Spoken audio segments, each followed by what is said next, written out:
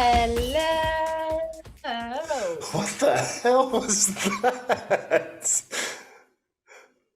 And welcome in to another episode of Farm to Fame. I am Kelsey Wingert. That is Peter Moylan. And that is our captain, our captain, Matty Mass. Pete's Okay, still so in Australia. Full disclosure, we were just sitting here talking about what we might discuss during this episode, and never in a million years did I think a butthole was going to come staring. And by their binoculars, it's a binocular butthole. What is that? I worked at Buckle in high school. You know, this, or you Yeah. might not know. It's Oh, the I store that definitely sells know the store. Yeah, I know. Affliction shirts. really annoying, you know, like you're in the dressing room and they're like, I think these shoes would look great. I think these jeans would look great. Hey, you should try this top. That's like what we had to do. I worked at Buckle and I somehow ended up with one of the display bottoms. Butts. Did you just out buckle, by the way? Because I thought that I genuinely looked good in everything that I tried on in that store. No, that was the most stressful job for a 16-year-old. I mean, they like the numbers you had to keep up with. Oh my goodness. Yeah, that store's a lot. You were 16 years old working in there? I started working when I was 14.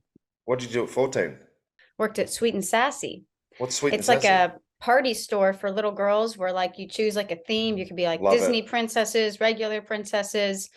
That doesn't seem like it suits you at all. It was the first time I got on a microphone because I was a party lead. So like the girls come in, you do their hair, makeup, and nails, and then they do a runway show. And I would be on the microphone and I'd be like, here comes Peter. His favorite color is pink. He loves Limited too. And his favorite movie is Mary, Kate, and Ashley. And then you get to the end of the runway, you do your twirl, and I say, everybody give it up for Peter. First time on a microphone. And look at me now. 14 years old, you did that. Yeah.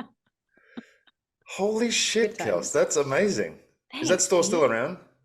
I think the one in Sugarland shut down. I don't know if it was a chain or not, but it was like I don't know, it was a good first job for me. I mean, I think my daughter would love to do that right now. Oh yeah. Like work-wise or have her party there? Have her party there. Oh yeah. The girls go there. I was a party lead and I would have 5 party coordinators working under me for the party. And we do all of the girls' hair and makeup and nails, and they all get to put on whatever dresses the theme was chosen for. I mean, it's like the ultimate party. Yeah. Yep. Well, yep. I worked at Burger King and it wasn't that Did stressful. you? Oh yeah. 2 weeks. I did buns and meat. Like the patties and the buns had to go on 2 separate conveyor belts, and it was so confusing. Talk about numbers, because there was 1 patty to 2 buns, and you had to try and get the math right. So you could always put the double amount of patties so by the end of it, I'm like, oh, I'm getting too many patties, not enough buns, and it was just Then you have to put it in this is how gross it was. Then you had to put in like a steam thing until the person making the burger was ready to pick it out of the steam thing and then put all the rest of the crap on there and then hand it off to the unsuspecting. Did you wear gloves? Customer. No. Did you do it? You said you only did it for 2 weeks. Yeah, I didn't. I couldn't handle the stress. I worked at Buffalo Wild Wings. Wow. As a waitress? Well, I was a hostess in Sugarland, and then they opened one up in Baton Rouge my freshman year of college, and they wanted people who had already worked at Buffalo Wild Wings to help open the store, and I was a server there. I also watched Cars one summer. Ooh, you should still watch Cars. Daisy Dukes in Australia. That could be a fundraising. Manager of the Melbourne Aces car wash. I tell you what, right now, just so you know, everybody looks at me when I come home. They're like, "Oh my God, you get 2 summers."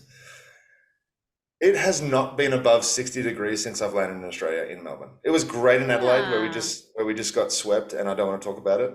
Okay. But since Melbourne, I don't know what's happening. They're calling it a La Nina effect or something, that we are just going to get a ton of rain and a ton of terrible weather down here for the whole summer. So it's not been fun. I've worn a hoodie every single day since I've been in Melbourne, and it's not summer yet. So I'm a little disappointed about that, I'll be honest. You just said La Nina, and every off season I set like goals for myself because we have like more free time than we're used to. So a lot of times my goal is to learn golf. No.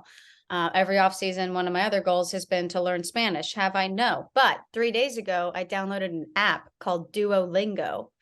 And I'm in the unit where we're learning and I took Spanish in high school, so I have like a foundational knowledge, but la niña, el niño, el hombre, la mujer. Wow. Yeah. Que lo que. Okay, anyway, Can let's talk someone some baseball. please, is there any baseball to talk about? Before we get there, please. I would like to look up what the La Nina effect is, just while you're looking at that. Is it L-I-N-I-N-A? It's got to be right. Do you want me to call Ella Dorsey and ask her what a La Nina is? Yes. 12 seconds later. Hi, Ella. Hi, babe. You're on Farm to Fame right now. Hi, Ella. That's Peter. Hi, Peter. We have a weather question. Okay. You're What? the official Farm to Fame weather person.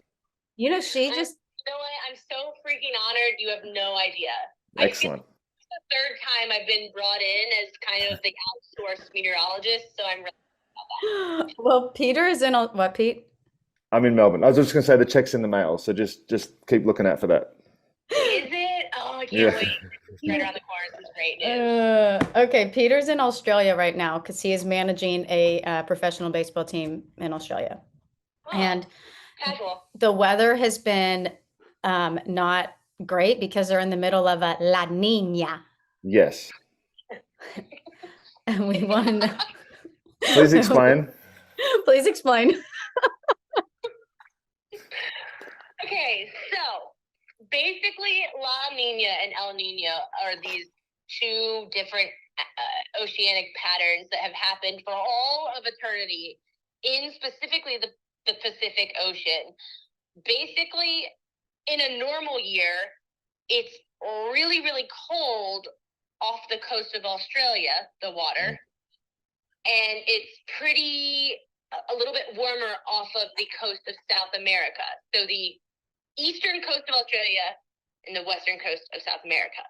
In an El Nino year, that is just amplified. So it's even colder in Australia, Yes. the water off the coast, and it's even warmer off the coast of South America. In a La Nina year, those flip. So that cold pool kind of moves off to the east, all the way across the Pacific Ocean. And that cold pool of water basically affects the jet stream, which affects all weather. Yeah, we're getting smashed right now with just rain every day, wind every day, and it's horrible. Like, is it cold? Is it hot? Yes. No, it's like it hasn't been hot yet. It's supposed to be summer and I've worn a hoodie every single day and I sweat in a fridge, so I don't wear hoodies ever. Yeah, that's really interesting. Yeah. So I haven't really ever studied. Okay, I'm looking at Australia. Where are you exactly? Melbourne. I'm in Melbourne. Sorry, Melbourne. Yeah, ew, it's like 68 degrees.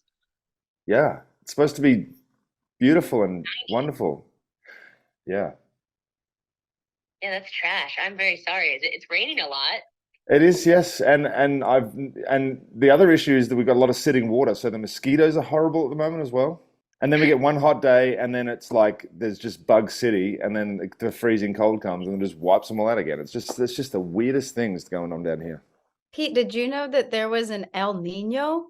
I thought that Nina? was Salvador Perez's nickname. So isn't that like? So yeah, it brings more than I'm looking up what it does to Australia because I generally only know what it does in America. Makes sense. So it causes Rude. above average precipitation in Australia. Yeah. Yeah, Can it says concur. why is literally the headline of this article is why is Melbourne weather so bad? Oh yeah. It's supposed to last to the end of this year. Truly, we've been in a La Nina for like the last 3 years. Have you been in Australia? Because apparently Yeah. it has a weather for the last 3 summers. This has been the worst that I've noticed it though. Like last year at least got a little bit warm. Maybe it's just because it's still, I mean, it's not even December yet. Maybe I just got to cool my jets and hope it just turns around in December and January. You should just hop back over to the U.S. and experience a brutal winter. You know? Got a championship to win, Ella. I gotta stick it out here, unfortunately. I gotta turn this team around. Ella, are we gonna get snow in Atlanta this year? Please say yes. I think so, babe. I do think so. You know, like, why not? Why not? Okay, Ella, we love you. I think Matt, our producer, has to get off in like 7 minutes or something, so we need to Oh, wrap is up this the actually episode. like recorded? Oh yeah. Yeah, oh, yeah. Yeah, you're in. You're live. You're in. Thank you. Love you. Love you guys. Bye. Bye. So it was a rough weekend, Pete. Yeah, we didn't play to our potential. We let a couple of games go, and it was a tough weekend. It was. We went from first place to third place in our division, but you know what? This weekend's a new weekend. We got a couple of players that that's arrived fine. yesterday. Jake Skoll and Kevin Oh my Lennick gosh, arrived. stop it. I know Jake Skoll. He's good friends with Ella. Yeah, Jake is on your team. just arrived yesterday. He was with the Savannah Bananas last season. He used to work out at GATA, where I used to work out when I used to work out. Oh my So, gosh. Yes, Yep. so he arrived yesterday. Haven't seen him yet, but he'll be training this Have morning. you met unless it's- him? Yeah, we used to work out together. Oh my gosh, that's so funny. I Yeah. can't believe I know somebody on your team. Okay, go You on. do. And Kevin Lennick arrived yesterday as well. Big relief pitcher. So we've got some reinforcements arriving, but you know we've been hit pretty hard with injury bug the last 2 weeks. So two of my Aussie core guys have got injuries that may keep them out for a few weeks. So there's going to be some moving around and some managing going on. And before we got on, you were kind of explaining how it's like how does the Australian League differ? Like you have to have a certain amount of guys. Yeah. So there's a point system down here, right? So Okay. right, you can have imports, you can have people from all over the world, but you have to have a core group. I think it's 7 or 8 guys that have to be on the roster from Australia. Okay. And the 2 guys that I got hurt are from Australia, so I have to replace them with Australian guys. So that's going to be the interesting part. That's going to be the fun part. Is trying to find the next guys to come and jump in the team and hopefully make an impact. But you know, I wouldn't have got my baseball career without injuries, without someone getting an injury and allowing me to get a chance to play. So it's a chance for someone to step up and fill a role. So how were you able to add the 2 American guys? They were already coming. They were already on the list of things to come. Yeah, they were already signed a couple of weeks ago. Just hadn't arrived yet. Why would you not? Why would you not go live in Australia for a couple of months and play baseball? Were you surprised with Jose Abreu going to the Astros? Because that was a monster move. I mean, And if you want to bet on Peter's reaction to the Jose we go. Abreu deal, I'm going to keep a straight face right here. you should bet on DraftKings Sportsbook, which is the official sports betting partner of the NFL. And it is also my go-to when betting on NFL this holiday season. Right now, new customers can bet just $5 on any NFL team to win their game and get $150 in free bets if they do. Check this out. Right now, everyone can earn up to 100% boost with DraftKings stepped up same game parlays. Go to the DraftKings Sportsbook app, place a same game parlay, and combine multiple bets like which team will win, player props, point totals, and more. The more legs you add, the bigger the boost, and therefore the bigger your shot to win big. I have been trying my hardest to play some Villanova bets, as everybody knows at this point. And man, have they been letting me down left, right, and center. But it's still been fun nonetheless to stay, even when they're losing by 16. I've got a rooting interest still. So download the DraftKings Sportsbook app now. Use code JOHNBOY. Place a $5 bet on any NFL team to win their game and get $150 in free bets if they do. Only at DraftKings Sportsbook with code JOHNBOY. Minimum age and eligibility restrictions apply. See show notes for details. I think they filled the only hole that they had, right? First base was really The the only Astros? place that the Astros. Yeah, I mean, they had replaced. Mancini. Yeah, and Yuli Gurriel was there. Yeah. But like, I mean, I was looking up the numbers whenever the move went down because, like, I mean, literally that makes them so much better, and they just won the freaking World Series. But Yeah.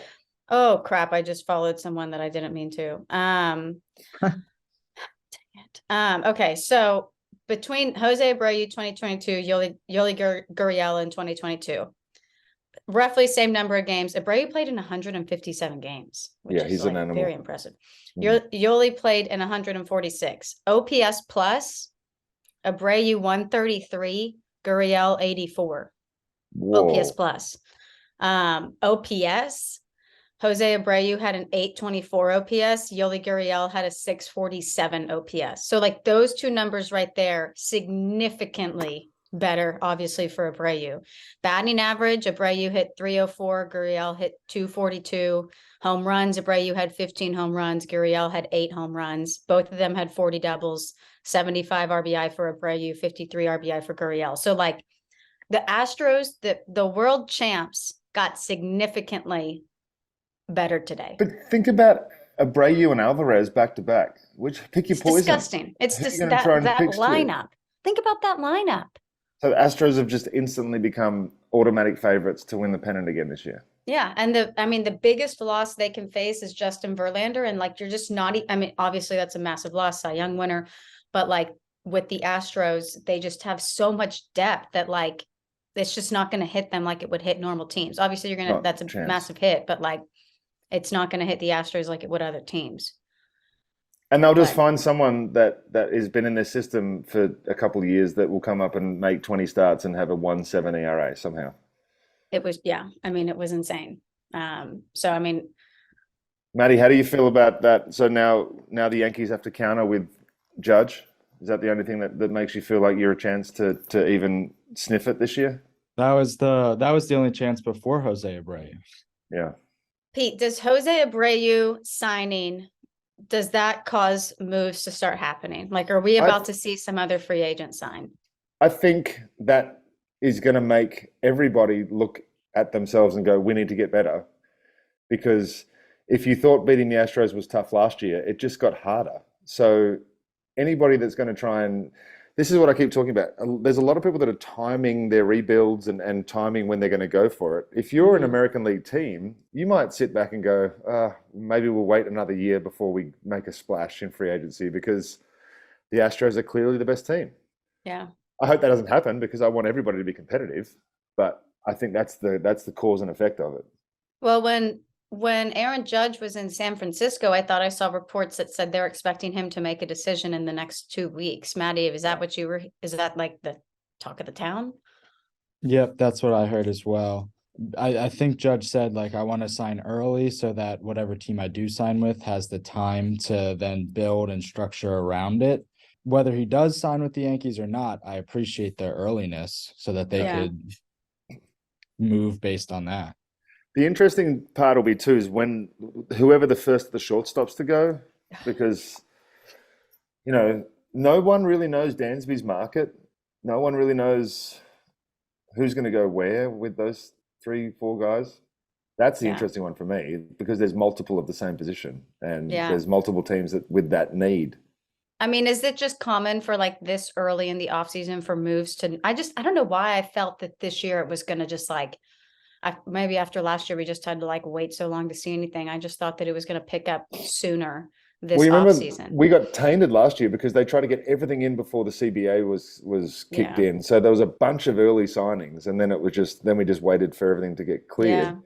And then the COVID year and my last free agent year was so slow. Like it was February before moves started to be made. So I just hope it's not like that again. I hope that we can get some guys signed early on. And then, as you said, it just takes a couple of the big boys to go and then everybody's board has to shift down. So once everybody's still available, then they look at the whiteboard and they think, okay, we've still got time. Once they start crossing names off, then the options become less. And then you got to start hitting panic buttons and going for your second and third options.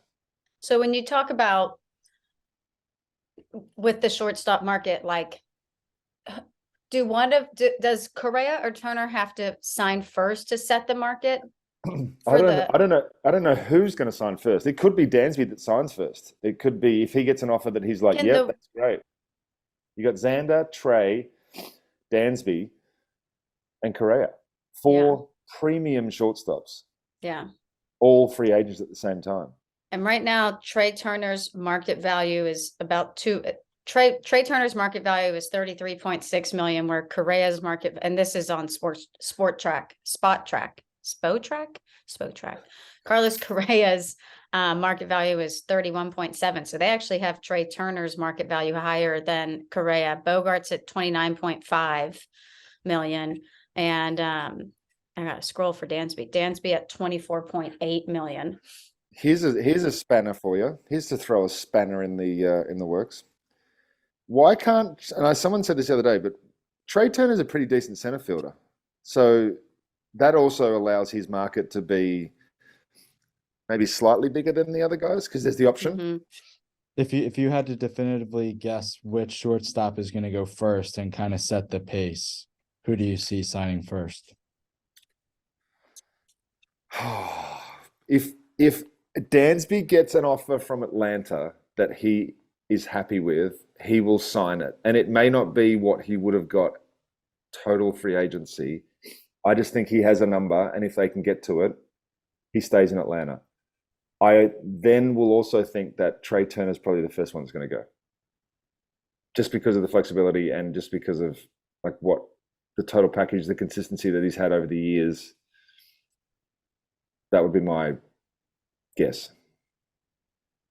Trey Turner, just get it over with. Sign with the Phillies. We know it's going to happen. Please don't say that. He wants to be back on the East Coast. See him every day. Hey, maybe he goes to the Braves. Hey, Dude, we got a different schedule next year, so it's not the same. We don't see this. So we got the balanced schedule next year. Yeah. Do you want to do an Aussie lingo real quick? Yeah, Pete, let's go into Aussie lingo. Okay. I didn't bring my book. I gotta get my wife to bring my book. You're in Australia. You have all of the I just gotta go outside, interview someone. yeah, you have all of the inspiration you need. Okay.